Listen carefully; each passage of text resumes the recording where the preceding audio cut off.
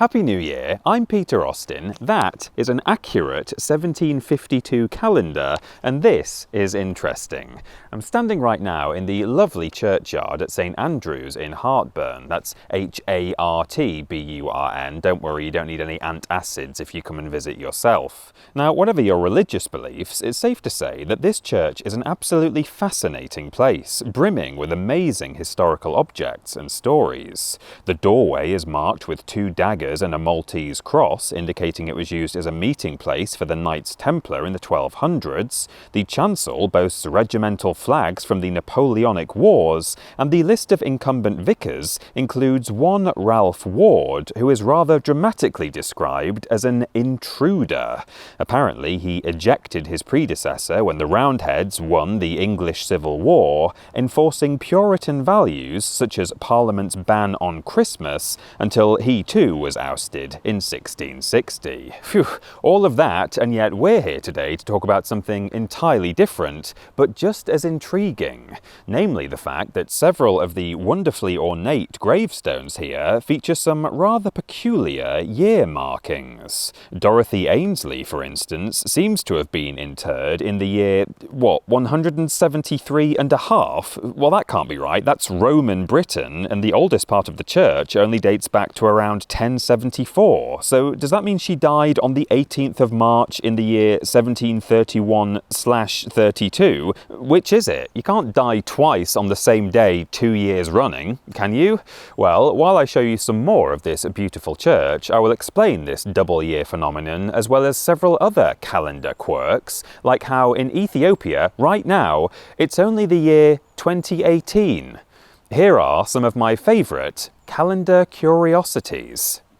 As is possible when adding text to any medium, stonemasons do sometimes make mistakes. However, you'll see that the local artisan who created a great many of the headstones here was very gifted indeed. Their carvings include mortality symbols like hourglasses and death faces, as well as cherubs, nature motifs, and symbols of industry, and they are all fantastic. Add to that the fact that I found 2 other examples out here of the dual dating style we just saw on Dorothy's grave inside the church, and it becomes clear that all 3 instances were very much intentional. So what's going on? Well, the fact is that all manner of calendar systems have been used across the world and throughout history, each with different numbers of days in the week and months in the year, and more to the point, with different ideas about where to even start counting from. Ethiopian timekeeping makes for a particularly interesting example of this, not least because it's one of the only countries today whose official civic calendar differs from the Gregorian system used by almost every other nation. For one thing, they use a cycle of 13 slightly shorter months, but what's most interesting is that the numbering of their years is based on an early estimate for Jesus' year of birth, which was later recalculated and adjusted by 8 years in European Christianity. In other words, Ethiopian tradition dictates that Jesus was born in the year that we would call 9 AD or CE, but that they would call year 1. As such, there's an 8-year discrepancy between the 2 systems, and so according to the official legal national calendar in Ethiopia, it is, at the time of this video's release, the year 2018. But back to the graveyard. As we've just seen, there are multiple ways that any 2 calendar systems can differ, and this is what gave rise to a major conflict of timekeeping in early 18th century Britain. While at this point there was already a long-standing tradition of the new year beginning on January the 1st, with roots stretching back to the Roman Republic, there was also a completely separate legal calendar in operation, which began on the 25th of March. You see, at one time, early medieval Christians were unhappy with the fact that their January to December cycle was rooted in a system concocted by Roman pagans, and so for a time it was deemed appropriate to switch things up by by moving New Year's Day to Lady Day, the festival marking the Immaculate Conception of Jesus on the 25th of March. But while the older Roman cycle did eventually return to common use in time, as late as the 1740s, the calendar based on Lady Day was also still in use as the official system for any financial or legal matters, causing a great deal of confusion for the everyman.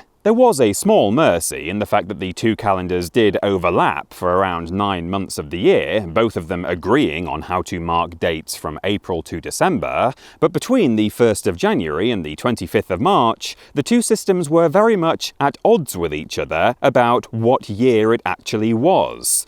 Picture it, you lose a loved one in February 1749, but according to the Lady Day system, which had legal recognition, it was actually still 1748. New Year's Day was still a month away, after all.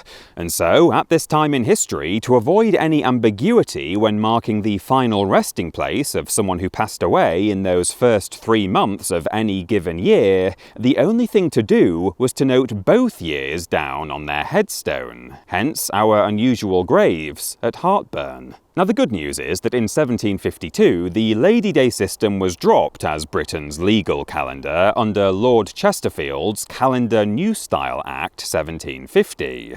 But the bad news is that anyone born from the 3rd to the 13th of September didn't get a birthday that year because that 11-day period was skipped entirely. What? You see, as part of Chesterfield's Act, Britain also made the switch from the Julian calendar brought in by Julius Caesar in 43 AD to the very similar Gregorian calendar introduced by Pope Gregory XIII in 1582. This was important because the Gregorian system accounts for the fact that the Earth actually wobbles slightly on its axis as it moves through space. With this factored in, certain leap years actually need to be skipped in order to more accurately measure our orbits of the Sun over a very long period of time. The Julian calendar did not account for this, and so had actually been overestimating the duration of our annual orbits by an average of about 11 minutes per year. Think of it as having a clock on your wall that runs just slow enough that after 12 whole months of gradual lag ends up showing 11:49 on the stroke of midnight on New Year's Day. Let that clock run unchecked from 43 AD to 1752, and it's going to fall so far behind that real time has actually run away from it not by mere minutes, but a matter of days. 11 days, to be precise. And so, with the slightly incorrect Julian calendar having been in use in Britain for centuries, there was no choice but to put the clock back at the right time by leaping ahead almost 2 weeks when the more accurate Gregorian system came in. Incidentally, this is what gives rise to the last remnants of the Lady Day calendar that are still in use today. If you make that same 11-day adjustment to the 25th of March, that old New Year's Day once used for legal and financial work, you land on the 5th of April, which remains the end of the fiscal or tax year in Britain, even now. So if, like me, you're going to get very annoyed over the next couple of months accidentally writing 2025 on important documents, spare a thought for those 18th century Britons who not only had 2 competing New Year's days to contend with, but also saw almost 2 weeks of timekeeping vanish overnight in 1752. I've been Peter Austin, and that was interesting.